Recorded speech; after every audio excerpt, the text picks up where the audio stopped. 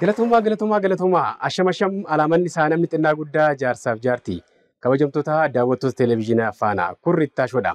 Har'a keessummaan isiniif qabadhee dhiyaadhe aartistii akkasumas biizinasmaanidha. Ogummaa aartii fi biizinasiin maal fakkaata jedhu akkasumas sadarkaa Dakaarraa qabee haga maastarsiititti gahuudhaan darbees namoota dargaggoota 20 ta'aniif carraa hojii laatee jira. Awwal Guutaa jedhama. Ogummaa isaa kana wajjin wal qabatee aartii fi biizinasiin maal fakkaata jedhu dargaggoota keenya hedduudhaaf muuxannoo ni qooda waan ta'eef Riittaashoo irratti affeeree jira. Gama ogummaa daayirektingiitiin Faayisaa Addunyaa, kaameraaf sagalee Nimoonaa Rittaa, qopheessaaf dhiyeessaa Rittaa Taaddalaati. Ispoonsarri uffata kiyyaa magaalaa Adaamaa gamoo Ooliyaad jalatti kan argamu Abbukkii Pirootokool guddaan galateeffadhaani. Ceesiftuu booda gaafa walitti deebinu biizinasmaanii fi aartist Awwal Guutaa waliin isin eegaa. Riittaashoo. Miilli koo deemsa osoo hin eegalin osoo fiiguu hin danda'es ana waliin turan.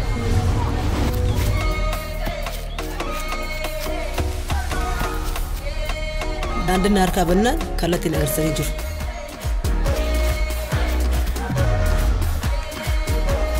Yeroo uffadha gara lafa naanna'u turan. Harka jala naaf hir'isanii na jabeessanii jiru. Yeroo dhibbeen akka isaanii tanaan darbe. Anis isaan fakkisa. Injifannoo warreen du'ees gammachuun simatan. Kunis ani qofa osoo hin taane warri isaa waliin jiraatan hunduu eebba argatanidha. Kabajaan dhaabsisanii anis harka isaan fuudha. Har'as milkaa'ina sadarkaa hundatti argadheef sagaleen ilfannaa isaanii onnachiisu fagoo irratti dhaga'ama. Har'as tajaajila baankii kiyyaaf daandii irra deemu hundatti na waliin jiru. Ani bu'aa isaaniiti. Baankii Siinqee tokkummaan gara milkaa'inaatti. Hayyee kabajamtoota daawwattoota keenyaa ceesiftuu booda walitti deebinee jirra. Riittaashoo televezyiinii faanaatiin daawwachaa jirtan. Keessummaan kiyya aartistii fi biizinasmaanidha. Awwal Guutaa jedhama. Mee ogummaan biizinasii fi aartiin kun akkam deema? Dakaarraa qabee barumsa isaatiin illee haga maastarsii jireenyaan illee akkasuma sadarkaa bareedaarra jira. Ofirra darbee dargaggoota 20 ta'aniif carraa hojii laatee jira weellisaan kun. Jiruuf jireenya isaa muuxannoo inni keessa darbe dargaggoota keenyaaf nu qooda waan ta'eef Riittaashoo irratti affeeree jira. Ispoonsarri sagantaa keenya dameelee isaa 400 ol ta'an tajaajila baankii addunyaa irra geessin walitti hidhee tajaajila baankii guutuu kan biyya keessaa fi idil addunyaa kennaa akka jiru baankii Siinqee guddaa galateeffannaani. Baga nagaan naa dhufte. Baga nagaan. Hayyee tariigaa Awwal eenyu ka jedhu ani jalqaba seensa keenya irratti waan dubbadhee hin jira. Caalmaatti mee daawwattoota kiyya waliin wal bari. Hayyee ani Awwal Guutaan jedhama. Dhaladhee kan guddadhee godina Arsii magaalaa Saaguree jedhamtutti dhaladhee mana barnootaa sadarkaa tokkoffaa achi Asallaatti immoo sadarkaa lammaffaa haayiskuulii achi booda gara Roobeef Naqamtee Haramayaa Yuunivarsiitii achi Arsii Yuunivarsiitiitti barnoota baradhee hojii mootummaa keessattis qaxaramee hojjetaa ture. Ammas hojii mootummaas hojii dhuunfaas wanta akkasii hojjedha. Hojii aartiis hojjedha. Hayyee. Egaa tarii ani keessummoota tibba kanaan affeeraa jiru. Weellistoota ta'anii ogummaa garaagaraa keessa warreen jiran addatti fakkeenyummaan isaanii hojii aartii kana yeroo baay'ee hin dubbanna. Haalli guddina aartii biyya keenyaa amma of danda'utti fi amma guddatutti weellistoonni keessumattuu aartii kanarratti qofa akka of gatan ani dhuunfaatti hin gorsu waan ta'eef dabalataan warreen ogummaa akkasii qabanii kunneen dhiyeessaa muuxannoo isaanii akka qoodan taasisan jira. Kanaanis hedduu keessan yaadannaa kennaa jirtan galatoomaa isiniin jedha. Awwal tarii ogummaa aartii kana keessatti nama cimaadha. Akka inni jedhee gaazexeessummaa kana keessatti illee hin jira. Ogeessa koominikeeshinii illee ta'ee hojjetee jira. Sirboota hedduullee kiliippiidhaanis oodiyoodhaanis nama hojjetedha. Gara boodaarratti sirboonni isaa maal fa'ee ka jedhu sinaaf yeroo waan ta'eef caalmaatti Awwal sirriitti ni beektu jedhee yaada. Mee Awwalii fi aartiin akkamitti wal argitan? Namoonni tokko hawwisoo arsii keessatti aartii jalqabe ka jedhanii jiru. Akkaataa jalqabbii kee bara kam akka ta'e faana na taphachiisime. Ani aartiitti kan makamee yeroo haayiskuulii baradhu mana barumsaa Cilaaloo jedhamu haayiskuulii eeguu baradhu achi keessatti gumii afaan Oromootti jira. Gumii afaan Oromoo san keessatti diraamaa adda addaa sirboota sagantaa gumii san irratti namoota adda addaa wajjin hojjenna. Achi booda baandii Arsii jedhamu baandii guddaatu ture. Sirboota aadaa hojjechuudhaan hojii seenaa qabu kan hojjetaatiin ture. Baandii Arsii sanitti dorgommii baasanii bara 1994. Hawwisoon Arsii isuma guddicha beekamaa kan Boorakiyyaa faanti keessa turamu. Boorakiyyaa mafaa hojii. Dhaqqabdee jechuun. Boorakiyyaa, Hussein Amaanoo, Adam Ahmed. Waaw.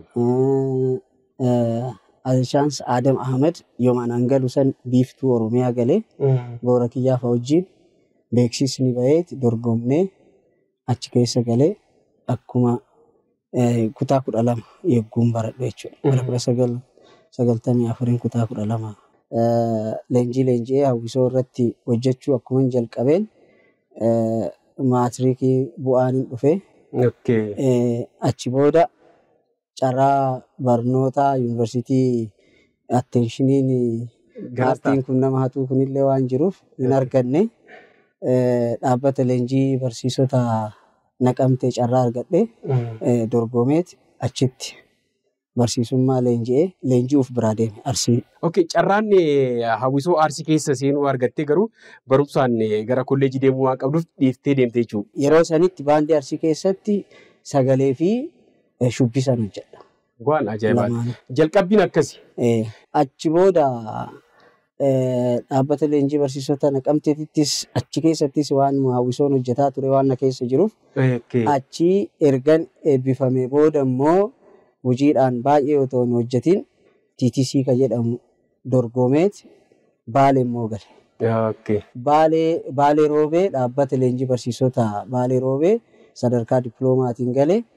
Achitti yoon baradhu immoo baandii Maddoolaabuu beeksisa baase. Baandii Maddoolaabuu Waabee Idriis fa'aa hojii. Achitti waggaa 3 yoon kolleejii baradhu san baandii Maddoolaabuu miseensan ture. Isaa wajjin hojjetan. Carraawwan hawwisoo gurguddoo kana seenuu keessa carraa argattee ture. Hawwisoon Maddoolaabuus deebi'ee ijaarame yeroo san. Yeroo hawwisoon Arsiis deebi'ee ijaarame. Leenjii biiroon aadaa fi turizimii aadaaf beeksisa jedhama yeroo sana. Leenjii Arsii irrattis leenjii naaf kennee jira. Baalee irrattis Maddoolaabuuttis leenjii naaf kennee jira. Yeroo san sirboota adda addaan hojjetaa ture. Sirboota kooppii, kiyyaas kan amma kilipii jalqabaa ittiin hojjedhe sirba yaantalaa jedhamu. Isteejii irratti yeroo san Maddoolaabuutti hojjetaan ture. Baandii Maddoolaabuutti. Akkasumas sirboota weellistoota biroos kooppii adda addaas hojjetaan ture. Achi ergaa eebbifamee dhufee hojiitti ba'e immoo kilipii jalqabaa hojjette. Kilipii akka waliigalaatti kilipii meeqa hojjette? Waliigalaatti siingilii 3 hojjedhe. Kilipiidhaan? Oodiyoodhaan hoo? Albama kana fa'aa? Albama yaaleen ture. Otoman ani albamoota qopheeffadhee sirbuudhaaf ta'u kaasettiin kun gabaadhaa ba'e. Achumatti dhaabdee jechuudha. Achuma maal gochuutti. Gaazexeessaa illee taatee riippoortara taatee hojjettee sabquunnamtii kanarratti illee gidduutti hooggansatti dhuftee turte. Hooggansarraa garuu bifa nama ajaa'ibuun ani kennaan kiyya yookaan keessi kiyya bakka kanaa miti jettee aangoo fedhii keetiin gadi lakkiftee. Ani waajjira koominikeeshinii barsiisummaadhaa eebbifame siin jedhee ji'a muraasa akkuman barsiiseen taayilantii kiyya kana arganiit gara waajjira aadaa fi turizimiitti na fudhatanii hawwisoo wayiitu aanaa irra ture. Hawwisoo san wajjin erga hojjedhee booda immoo afaaniin baradhe sadarkaa dippiloomaatti. Isa sani hawwisoo san keessatti hojjetaat waajjira koominikeeshiniitti immoo hojii riippoortaruun akka riippoortara aanaatti ta'ee hojjetaa ture. Achi kaameraamaanii illee ta'een sirriitti waggaa baay'ee hojjedhe. Lamaan walirratti qabeellee hojjedhe. Achi booda yeroon jijjiiramaa sun hin jiru jijjiiramni dhufne yeroo naannaan zamanni jalqabaa sun darbee jijjiiram ce'umsa san keessaa xiqqoo hawaasa birattis dhageettii maal waan qabuuf namatu nama fila ture yeroo sanii uummanni ba'eeti ekale kominikeeshinii irratti haa ta'u ekale akkas jedhama. Achi kominikeeshinii irratti hooggansaan ramadame hojii aartii kana keessaa tasuma hojjechuu hin dandeenye yeroo sana. Yeroo kominikeeshinii hojjedhu san baandii tokkummaa jedhamuun qaba. Artistoota gara magaalaa jiran walitti dhufeenya qabutu jira. Isaan wajjin sagantaalee eebba hoteelaa, cidha maal kanneen haala mijeessaan hojjedha. Dhuunfaatti jechuudha. Dhuunfaatti. Kanan baanaa jira. Hojiin aartii kun kobaasaa deemuu baay'ee ulfaata. Ani akka muuxannootti illee kanan kaasu hojjetaa mootummaa illee yoo ta'e aartistiin tokko zaasaa mijeeffatee hojii dhuunfaatti bobba'uudhaan hojii isaa yookaan jireenya isaa harkaa gara afaanii kan jedhamu sun osoo harkarraa afaanitti osoo hin gahin gidduutti baddi. Hojiin aartii hojii bareedaadha. Keessa kee waan jiruudha. Waan keessaa hojjettu waa hunda caalaa si gammachiisa. Waa hunda caalaa wanti keessaa hojjettu si gammachiisa. Garuu immoo yoo ittiin nyaachuu hin dandeenye nyaattee hojjechuu yoo hin dandeenye isuma qofa yoo eeggatte ivantiidhaan wal qabata hojiin aartii. Ivantiin jiraachuu baannaan maal nyaatta? Kanaaf maaliin jiraatta? Jiraachuu qabaattaa jiraachuudhaaf an keessa kiyyaa kan hojjedhu hojii aartiiti. Keessa kiyyaa achirraa fagaachuu baay'ee hin barbaadu. Itti gammada. Garuu immoo hojii hooggansa irratti moo gaafa dhuftu xiqqoo ishii biizii taatanaaf fakkaata. Hooggansa tokkoffaa akkasitti baateetiin fakkeenyaaf waltajjii adda addaatti baay'ata. Gaafa ati nama wajjin sagantaa akkanaa eebbaa kana guyyaa 4 naa hojjetta yoo jedhame gaafa san artichis jalaa miidhama biiroonis miidhama. Hoogganuu jechuun immoo waa hundaayyuu situ itti gaafatamummaan dhumaa si biratti kufaa mire achumaan laalee naa ta'uu didee walgahii kanallee danda'ee sa'aatii dheeraa taa'ee hin danda'u. Dhumarraa galatoomaa kabaja naa kennitanii hin ta'a jettanii wannaa muudama naa kennu keessaniif ulfaadha. Garuu ana wajjin hin deemne as chance barnoota wanna digirii lammaffaallee barachaan ture. Isa wajjin illee naa deemu dide. Isa na dhaabsisuuf taanaan baradheetis biyyaaf yeroo isa hojjedha jedheeti. Achumatti al tokko waan akkasillee muuxannoo ta'uu qaba jedhee yaada. Ogummaawwan akkas baay'ee biizii nama godhan gama mootummaadhaanis ta'e dhuunfaattis ogummaa rabbisi kennu hojis kan hin deemne taanaan hangicha qofa jaalachuudhaan hawaasichas mootummaas ofiis miidhuun qabdu waan ta'eef an ammatti wanti kun xiqqoo hojii kennaa aartii kana wajjin adeemaa jiru jedhanii nagaadhumaan qaama biraatti dabarsuuni. Anti keessumattuu aartistii waan taateef na fakkaata. Kanaanis galatoomis siin jaa. Ergasii gidduu irratti aartii kanarraa kiliippii kanarraa xiqqoo baddeetii biizinesii keessatti seentee darbeessi barumsallee barachaa sadarkaa maastarsii irra geesse waan ajaa'ibaati. Ogummaa aartii kana qofaan jiraachuu ulfaataa akka ta'e yeroo baay'ee nan dubbadha. Akkasii mootiyyii hojii dabalataa ogummaa dabalataa keessa namoonni gaafa argaman muuxannoo guddaan ta'a waan ta'eef ofirra dabartee namoota dargaggoota 20 ta'aniif carraa hojii bantee jirta. Waa'ee biizinesii kanaa minatti himi. Barnoota kiyya digirii tokkoffaa Haramaayyaattiin baradhee achi booda akkumaan xumureen yuunivarsiitii Arsiitti digirii lammaffaa baradhee xumuree jira. Waggaa 3 akkas 4 dura. Amma biizines adiministireeshiniidhaan kan eebbifame hojii kalaqaa addaas yoo ta'uu baate hojii addaa naannoo sanitti hin jirre uumeetiin hojjechuu qabaadha jedhee mana maxxansaa fi beeksisa ivantii guutuu orgaanaayiz godhu. Baneet maatii advartis jennee obbolaawwan kiyya maatii jechuun faamilii jechuudha. Obbolaawwan kiyya nama 3 waliin taaneet mana maxxansaa guddaa godinicha magaalaa guutuu ivantii guutuu hojjechuu danda'u. Baandii sadarkaa isaa eeggate sagantaa laayivii adda addaa hojjetu meeshaa guutuu hojjetu. Maashinaroota adda addaa galchineet asallaa irratti hojjechuutti jira. Waan ajaa'ibaati. Aartiis qabattee barumsaanis of cimsaa ogummaawwan hedduu keessa dabartee amma immoo guddinni kee artistoota hedduudhaaf illee fakkeenya ta'a waan ta'eef sadarkaa guddaarra jirta. Keessumattuu naannoo Arsii kana naannoo Asallaa kana dhaabbata baay'ee cimaa ta'e tokko amma kaaftee jirtu waan ta'eef sadarkaa bareedaarra jirta. Dhaabbanni kee baay'ee tokko beekamaa jira. Caalmaatti immoo akka jabaattu artistoota keenyaaf illee aartii kana qofa irratti of gatuu miti. Bitaa mirga lallaaluun barbaachisaadha. Waan fooyya'aa hojjechuudhaaf dinagdeen kee jabaachuu qaba jedhee yaada. Eventii irratti yookaan immoo akkuma shimbirroo mashqalaataa waan ta'eef jireenya aartii kun dabalatatti qabdee waan deemtu osoo ta'u jedhee yaada waan ta'eefan muuxannoo akkasii kana jajjabeessuun irra jira waan ta'eef. Dhaabbanni kee kun amma hojiilee gurguddoo maal hojjechaa jira. Dameen kunoo maallaqa hedduu baaftanii waa kana gashtanii dameen kunoo hagam nama baasaa? Baay'ee hojii tokko yogguu hojjettu namni hojjetee bu'aa irraa argate jettee yaaddeetiin yoo hojjette milkaa'uu baachuu dandeetta. Garuu immoo biizines vizibilitii wanna jedhamutu jira. Qabatamaan biizinesiin sun hojiin sun naannoo sanitti rakkoon inni qabu maalidha? Ani yoo maali itti dabale nama caalaa argachuu danda'a jettee yoo value add gootee sona itti dabaltee sonni itti dabalamee yookaan immoo waan addaa waan achi hin jirre waan rakkoo achitti ta'e san seeraan qorattee yoo itti deemte wanti milkoofne hin jiru. Thank you very much. Wanti milkoofne. Kanaaf dameen kun sirriitti baasa. Na baasee jira. Nama tokko mindaa qarshii xiqqaa nyaataa ture qarshii 5,000 6,000 akkas nyaadhaa mootummaarraa amma nama 20 qaxaree hojjechiisa.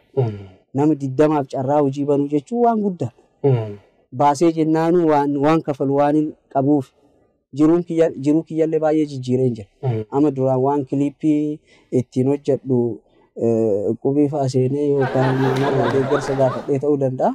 Amma yeroo tokkotti kiliippii bareedaa tokko hojjechuu yoo barbaade hojjechuun hin danda'a. Hin danda'a. Hin baasa waan ta'eef. Thank you. Andaan barumsi ati baratte kunillee hojiitti hiikamee jira. Namoonni tokko gaafa baratan mindaadhaaf warreen baratan hin jiru. Tokko immoo maqaadhuma isaa argachuudhaaf.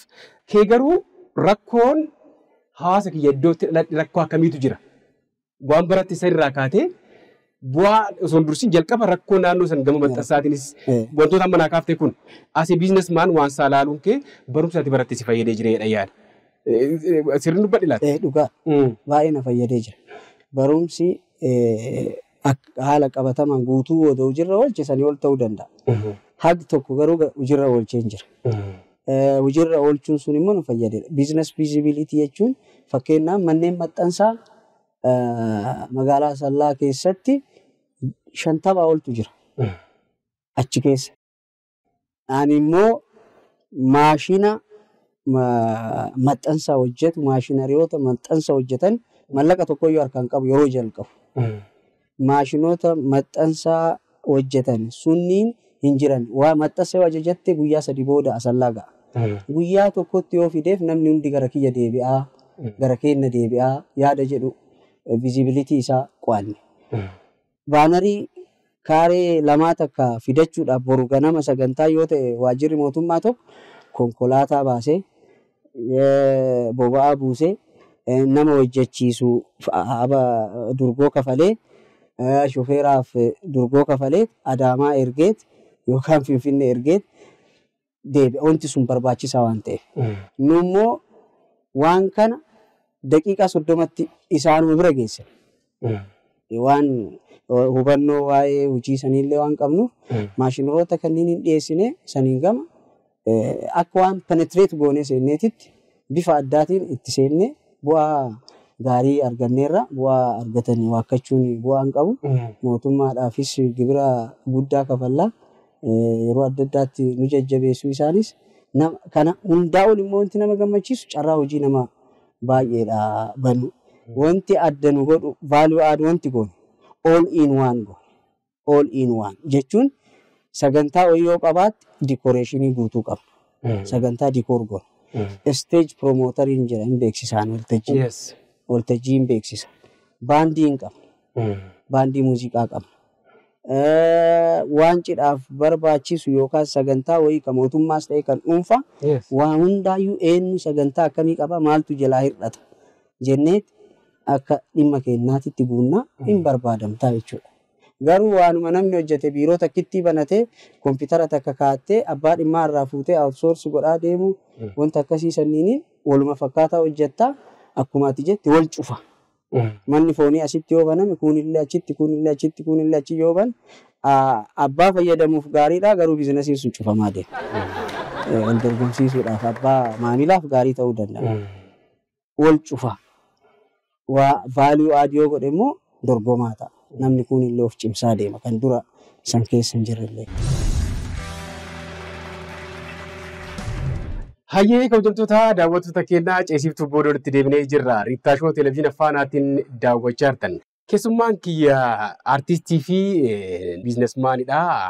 Awwal Guutaa jedhama. Ispoonsarii sagantaa keenya dameelee isaa 400 ol ta'an tajaajila baankii addunyaa irra geessin walitti hidhee tajaajila baankii guutuu kan biyya keessaa fi idil addunyaa kennaa kan jiru baankii Siinqee guddaa galateeffannaani. Hayyee gaafan ilaalu sagantaan zaansaa dheerachaa jiru waan ta'eef sirba kee keessaa tokko affeerree kutaa lammaffaasaa torbanitti daawwattoota keenyaa beellaman.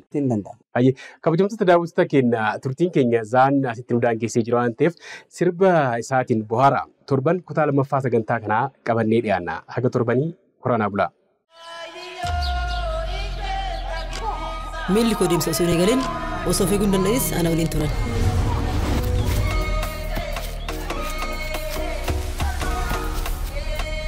Daandii harkaa bannaan kallattiin agarsiisanii jiru.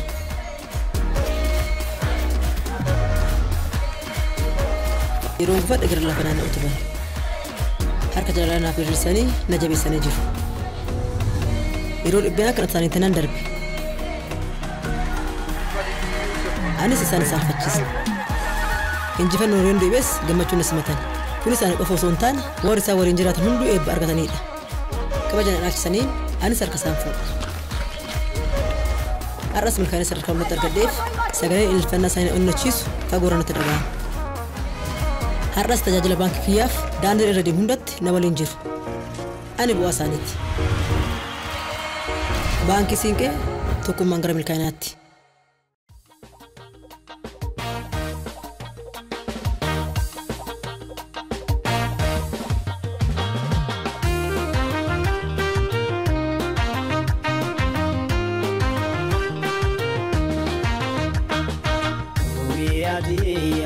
Biyya koo badhaatu magariisa daache bona fi gannaatu sirra gorsuuf kaane ndiga fi mimaani sooromii jiraadhu hamtuun siin argeeni Oromiyaa tiyya biyya koo badhaatu magariisa daache bona fi gannaatu sirra gorsuuf kaane ndiga fi mimaani sooromii jiraadhu sinin bonaani.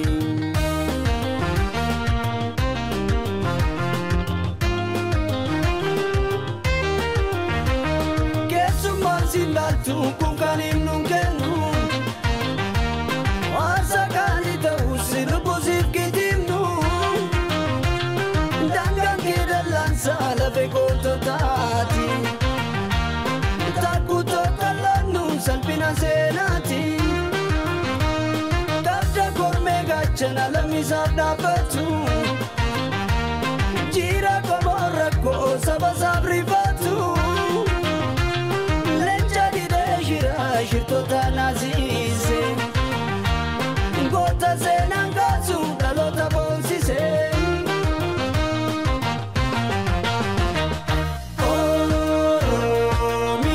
Oromiyaa maal jedhee siyaama. Jannati kaasa jitu ada hayu yamada gotota burka sirna gada kutsuma kushota amantan kanun falagni motesuma handa famandan islamenu ilmu kawali yugalchu diga oromumma furmata wa hunda haji mutokuma haye haye haye haye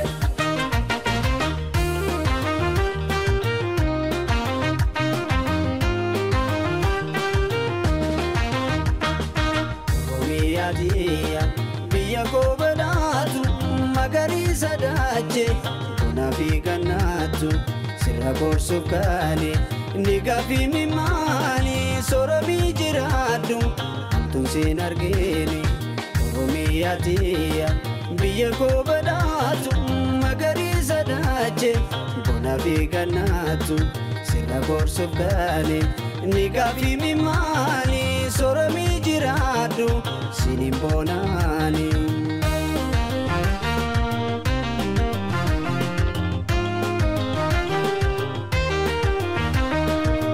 Ki jalala amba firabata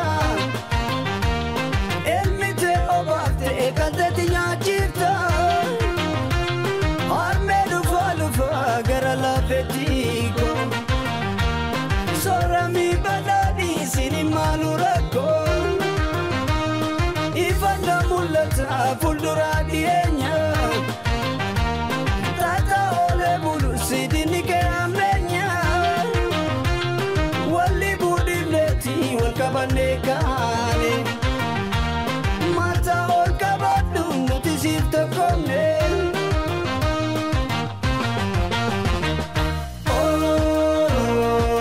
Oromia Majalesiama jachanati kasa jitu ada hayu yamada gotota burka sirna gada kumsuma kushota Tangan falak ni mote suma hanga famandan islamenu ilmu kawali yugal chudiga oromo ma kuma tawa unda haji muto kuma haye